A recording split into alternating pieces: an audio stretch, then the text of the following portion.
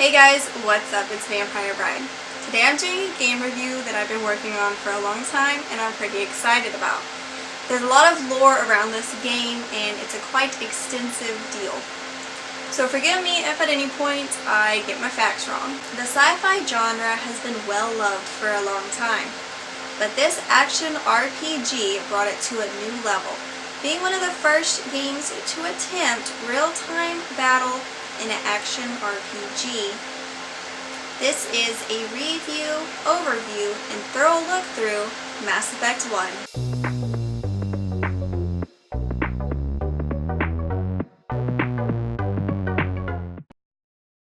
Takes place in the year 2183. You play as male or female Shepard, whose first name you can choose and looks you can customize to your liking, from different facial features to hair color. There aren't a lot of differences between playing as male or female Shepard.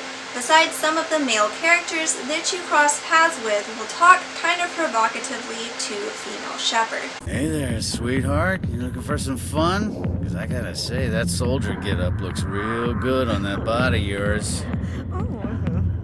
Why don't you sit your sweet little ass down beside old Harkin? Have a drink. We'll see where this goes.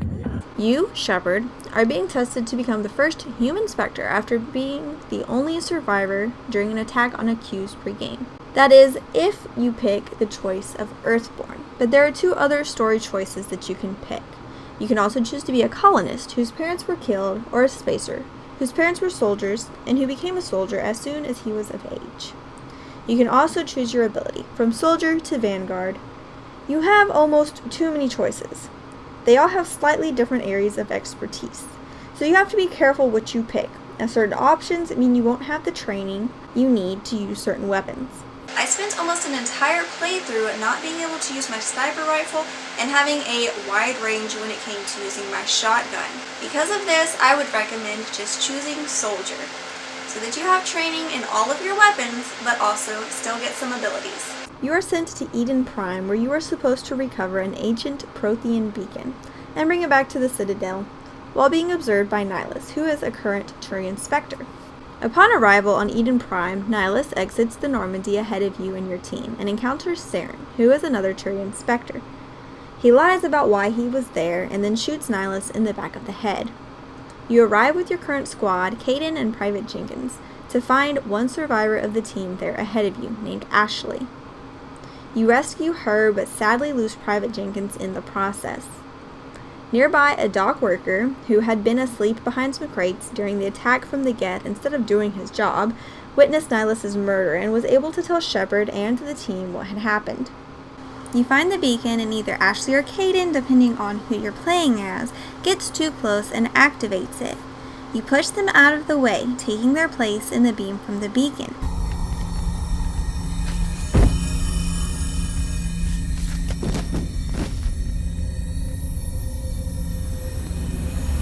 You are shown small flashes of visions of things that make no sense. There are multiple different theories to what the visions were supposed to mean, but this was never thoroughly explained. Keep in mind we are only referring to Mass Effect 1 and not the entire trilogy. The visions are to warn you of an upcoming Reaper invasion by showing parts from a previous invasion that wiped out the Prothean race. Shepard was very shaken and tired after the occurrence, and that is said to be because the Prothean visions are not like what a human would show, but actually the feelings involved with it. If this were the case, Shepard would have felt all of the fear and the sadness that the Protheans did during the time that the actual events occurred, sort of like a lucid dream, or actually reliving that memory. The beacon exploded after use, so they were unable to take it back to the Citadel. Upon returning to the Citadel, you are tasked with letting the Council know what happened and convincing them that what you say is true, which is no easy feat considering Saren was known to the Council as a loyal Spectre. Why would they believe a human who hasn't even reached Spectre status yet? With no solid proof, only the visions you were shown and the he said she said on Eden Prime, the Council allows Saren to keep his Spectre status for the time being, and you go out again to find proof that Saren is in fact the traitor. Saren's mission is to open up the Citadel, which is the main hub to the mass relays, in order to start a Reaper invasion, but you spend the game trying to stop Saren and prove he is a traitor. You meet new crew members, Garrus a Turian, Rex a Krogan, and then Tali a Quarian on her pilgrimage, who you rescue from a Geth invasion. In turn, she tells you that she has an audio file of Saren talking to someone named Matriarch Venezia, who tried to convince Saren not to go down this path, but later became indoctrinated or brainwashed by the Reapers, something they do to many organics throughout Mass Effect. The audio file proves that Saren is a traitor. The Council revokes his Spectre status and makes Shepard the first human Spectre, giving him command of a ship called the Normandy so that he can further investigate Saren and the Reapers and put a stop to their plan. You later meet an Asari named Liara, who has been studying the Protheans for 50 years and is also Venezia's daughter. You learn of a ship called Sovereign who has been indoctrinating people and forcing them to do his bidding. Sovereign is the only Reaper left behind after the Protheans were wiped out and the rest retreated back to dark space.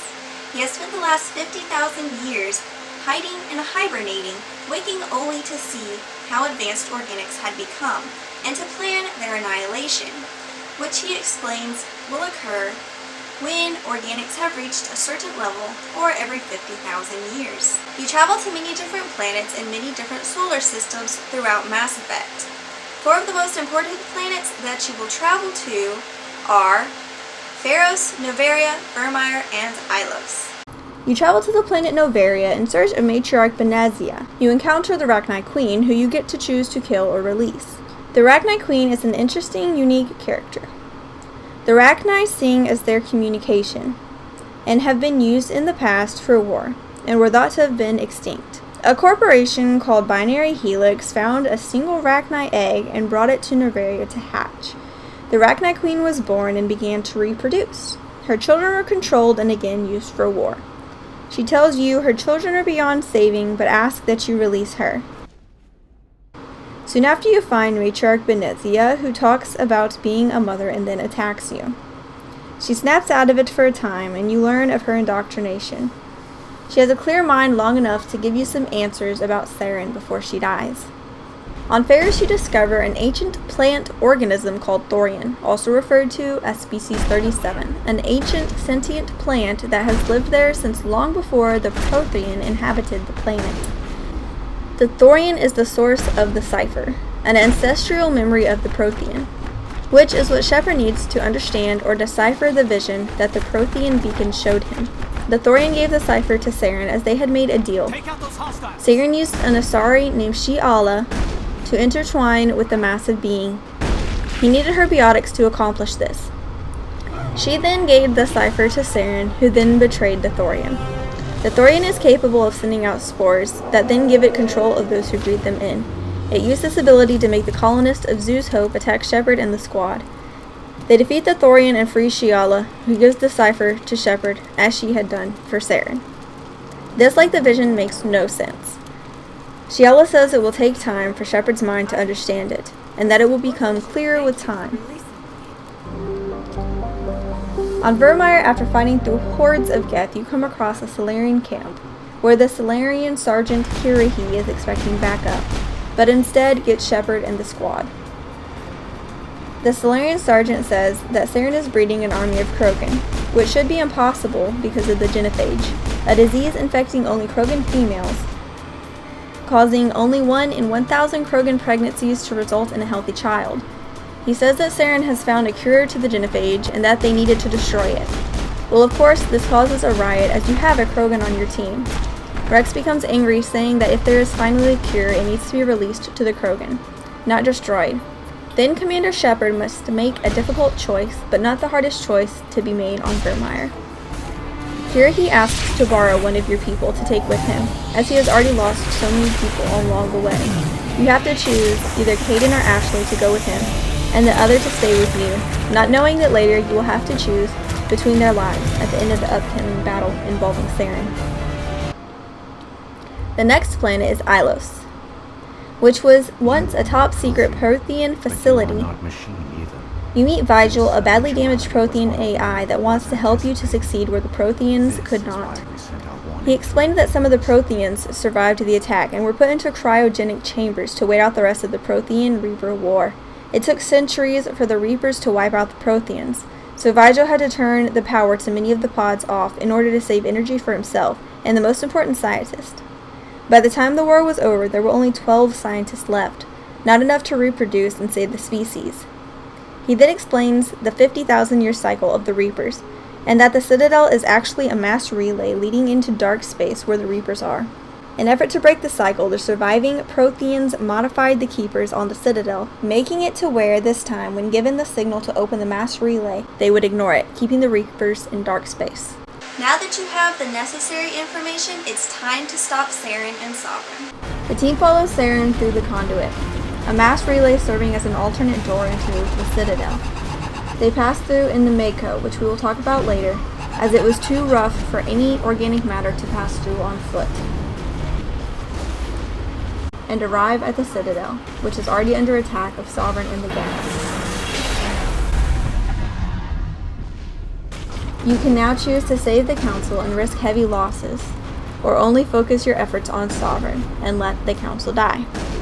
You run into Saren and have the opportunity to convince him to stop, and that he is indoctrinated without having to fight him. If you are able to do so, he then commits suicide. Sovereign reanimates Saren's body, who you then have to fight.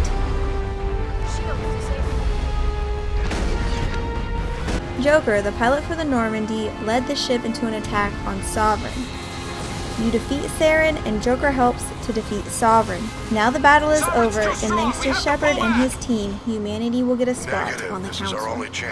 But the war is not yet over. The team takes off into space to find a way to stop the Reapers. This action RPG was developed by BioWare and published by EA and Microsoft Games Studio, and it came out in 2007. A huge selling point for Mass Effect was being able to make choices in-game, and in my opinion, BioWare did not disappoint. From being able to choose which teammate you save on Vermeer, to being able to choose whether or not you save the Council, and every small and large decision in between, being able to make your own choices really brings a new dynamic to the game. At one point, if you don't tread carefully, the dialogue choices you make can lead to actually shooting Rex, which I definitely wanted to avoid as I wanted to get to know all of my characters, especially on my first playthrough.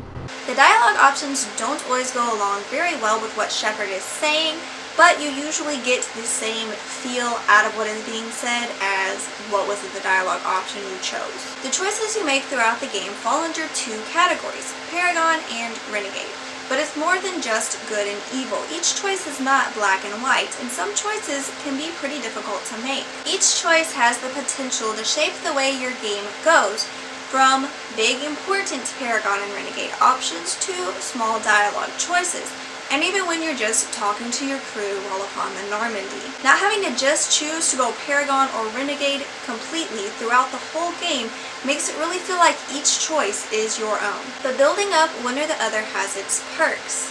Charm and Intimidate options appear when you have one side or the other filled up high enough. They are meant to be compassionate or ruthless, though not every choice is as clear as it sounds. You pick up your squad pretty quickly in the game, and get the opportunity to spend the game getting to know them. You really get to build relationships with your crew. Walking around the Normandy after every couple of missions to talk to your crew members adds a lot to the game. It adds to the character building for each character, helping you to get to know them and get a feel for them and their part of the universe. Such as Liara, studying ancient Prothean technology. If you talk to her enough, you find out that she began doing that to sort of rebel against her mother, Matriarch Benezia. You find out many interesting little things like that about your crew, which envelops you deeper and deeper into the game. Mass Effect is such a deep game. You learn about each of the alien species that the Mass Effect universe brings to the table. Not only the species that you work closely with, but also those you just cross paths with or do side missions with, such as the Elcor and the Hanar. The narrated codex page on the menu screen gives you a short backstory or overview on every species you come across. Each character and species is very well thought out and explained. It goes so deeply into building all the new races, and is really an intricate addition. There are so many species being introduced. If you get a little lost, you have the codex pages to fall back on. There is such a deep following in the Mass Effect world, and a lot of that is increased by the detailed codex pages. Each planet you come across, even those that you do not actually visit, are also in the codex. describing their atmosphere and livability. As with many large RPGs, keeping all of the missions from side missions to main missions on track can be a bit of a handful, but Mass Effect handles this nicely with the journal that is also located on the menu. It lists missions and categories from main missions and side missions so you can keep track of what you have to do and also know which are most important or integral to the game. Now I want to talk a little bit about characters. First I have Liara. Liara is an Asari, a species of beautiful blue womanly beings with no real gender that are thought to be attractive to almost every species. They mate with different species to add traits to their lineage. A purebred Asari is considered taboo and is used as an insult as it doesn't add anything to their species. Liara seems fairly naive at first. She is obsessed with Protheans and has studied them for 50 years. She's young for an Asari at only 106 years old, as Asari live to be up to 1,000 years old. She helped Shepard a lot with understanding the Prothean beacon, and the images it showed her, as much as possible anyway. She is to me a very interesting character, but not one of the best in combat, even though she is really good with biotics, or the ability to form Mass Effect fields, allowing one to form a protective barrier or send different power attacks to the enemy. Next is Tali. Tali is a Quarian on her pilgrimage, an outing every young Quarian goes through, sort of like their rite of passage. They go off on their own and have to find something to bring back to the migrant fleet.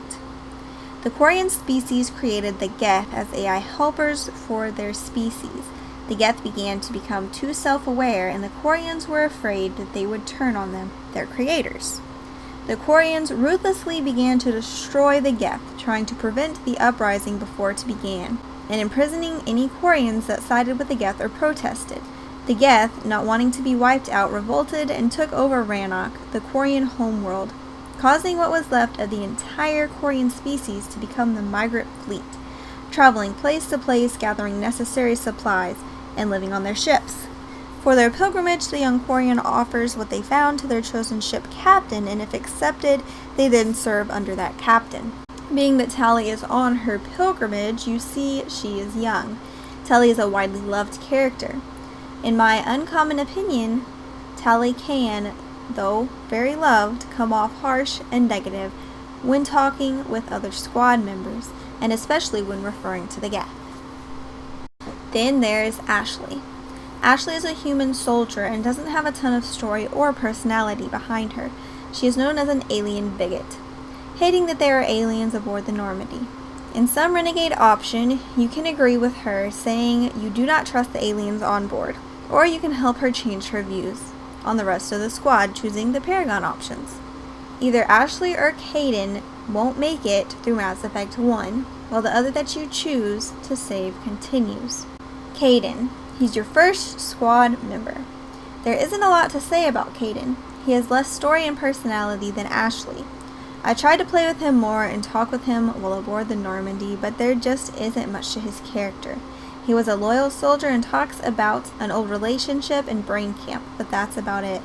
The human characters just don't have a lot to them, which is a letdown because of how intricate the other species characters are, but it's also understandable as we already know about humans. So they concentrate more on building the other species and their stories. Rex. As with any Krogan, Rex lives for war. He would never back down from a fight and is a force to be reckoned with, especially at close range. He'll easily ram through an opponent's armor. When conversing with Rex on the Normandy, things always feel tense. Even picking the Paragon dialogue options, y'all sound argumentative. You meet Rex in Cora's den. He wants to take down a Krogan named Fist. Your missions cross paths, and together y'all take down Fist and he joins your team. Rex and Shepard hit a rocky bump on Vermeer, where you have to choose whether to save the cure found for the genophage or destroy it. Worst case scenario, during the confrontation you can shoot Rex, signal Ashley to, or she will anyway, thinking him to be a threat to you. Or you calm him and he continues as part of your squad. My last playthrough, I chose the dialogue option that would make Ashley shoot Rex, against everything I'd usually do, to see the difference in the game without Rex. And there aren't many, as it is very close to the end of Mass Effect 1. Garrus. Garrus to me is like Shepard's best friend. He is a Turian, which are known for their military strength. There's a saying in the Mass Effect world, a Krogan to win a battle, a Turian to win a war. Turians have a hierarchy starting with soldier and are all brought up with military training. Garrus had been a C-Sec officer who had previously tried to bring Saren down without success. He joined your team to see Saren brought down and became an important asset to the team. He is great in combat. Give him a sniper rifle and the enemy better watch their backs. Then there's Joker. Joker is the Normandy's pilot who has brittle bone disease, but is the best at what he does. You are able to have conversations with Joker throughout the game, just like with your squad members, even though he stays aboard the Normandy, not going out on missions as the main squad does. Mass Effect 1's romance options are kind of disappointing. There are only three different romance options to choose between, whether you play as female Shepard or male Shepard. You choose between Ashley or Kaidan, whichever one you saved on Vermeer, and Liara. Or you can choose not to romance anyone. They couldn't go with Tali as she was too young at the time of Mass Effect 1, but it would have been nice to have more options. The romance isn't done how it is in many games. It isn't just a sex scene, it's an actual romance, a relationship with that character. In order to have sex, you first have to get to know the character and express your feelings for them. Many people don't recognize this though, as there are many memes out there suggesting the opposite. Puzzles are mostly to get extra items such as armor and weapons. They are not overly difficult and can be bypassed using metagel. Rarely is a puzzle necessary to progress in the game. The sound effect noises get way too loud, especially the gunshots, and can cover up the dialogue. The music also gets a bit too loud. Luckily you can adjust all three, the music, the dialogue, and the sound effects, in the game settings. The music in this game goes along very well with what is going on. It's like a futuristic retro orchestra during the intense battles, and much softer during slower missions such as on the Citadel. Though there are some times where there's not much music or sound effects going on.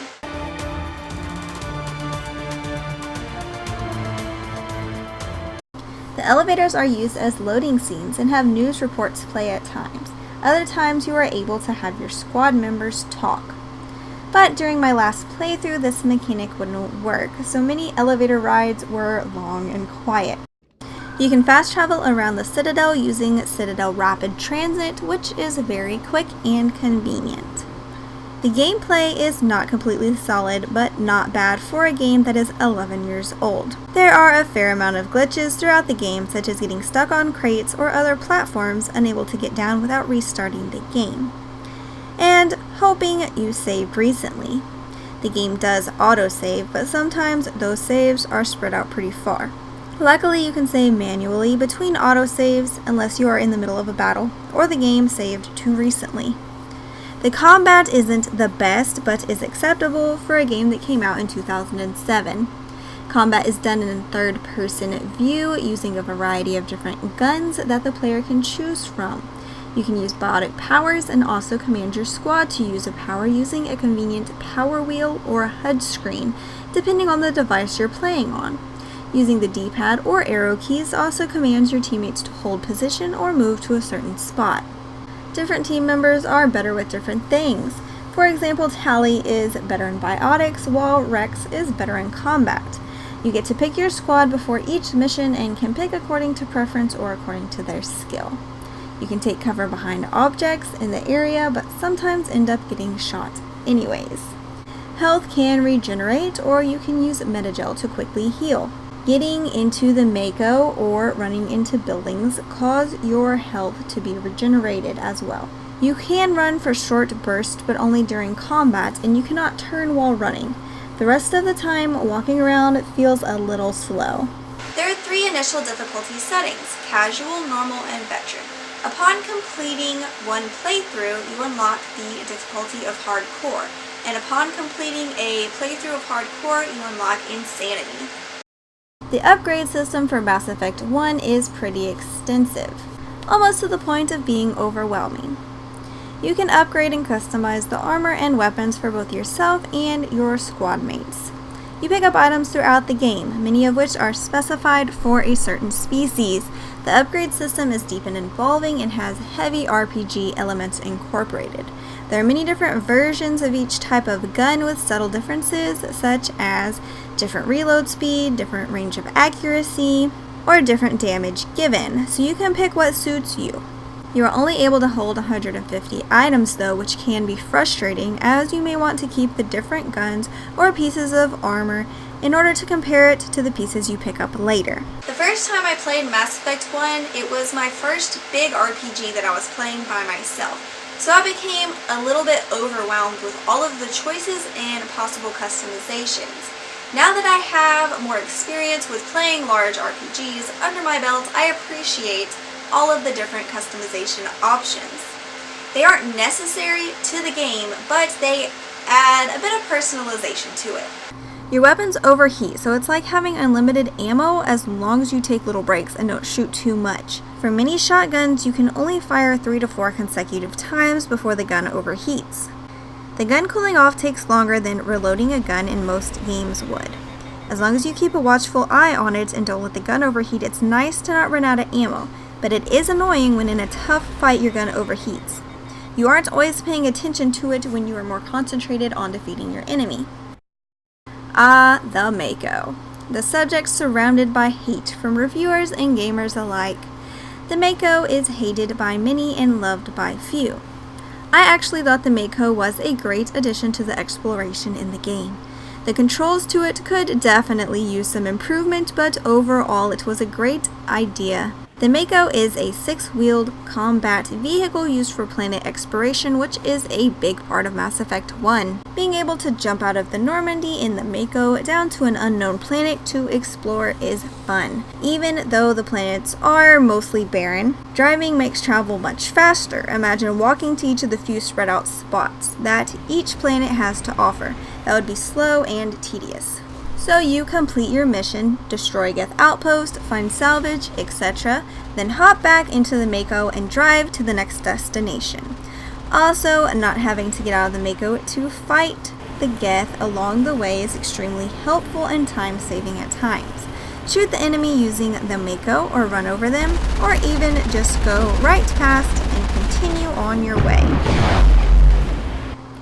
There are quite a few planets to explore, but they are very similar both in looks and in content. There will be some salvage, an anomaly, and some wreckage to go check out, but that's usually about it. Even in a couple of the main planets, Novaria and Pharos, the docking bays look very similar. You use the galaxy map to choose which system and planets you go to. It's pretty extensive and there are plenty of systems and planets to check out, and it is very well done. Each person's playthrough of Mass Effect can be different, from different choices made to different upgrades and customizations chosen. And that also leaves room for replayability. You can go through multiple different playthroughs and come out with slightly different outcomes each time. Mass Effect is an amazing game and certainly worth every penny. And with its ending, it is definitely not really over, leaving room for Mass Effect 2. I would love to know what choices y'all make when you play Mass Effect. Do you lean more towards male or female Shepard? What is your preferred romance option? And do you lean more towards Paragon or Renegade playthroughs? Let me know all this in the comments below. As always, hit that like button if you liked this video and subscribe for more videos to come.